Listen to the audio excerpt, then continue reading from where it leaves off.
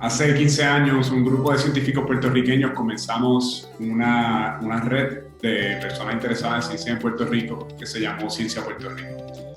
Y en aquel momento nunca nos imaginamos que se iba a convertir en lo que es hoy. Tiene sobre 15,000 miembros, regados en sobre 100 países alrededor del mundo. Es una de las redes científicas más grandes que existen, es la red científica más grande que existe para científicos puertorriqueños y educadores puertorriqueños. Y ha impactado a cientos y a miles de estudiantes, de profesores, porque sin ciencia realmente no hay desarrollo social. Esta es una de las maneras principales en que se ha promulgado la importancia de la ciencia en Puerto Rico, se ha preparado material educativo después de los huracanes, se impulsaron proyectos como Semillas de Triunfo, se escribieron libros contextualizando la importancia de la investigación científica en el contexto de Puerto Rico, y muchísimos otros proyectos de mentoría y educación.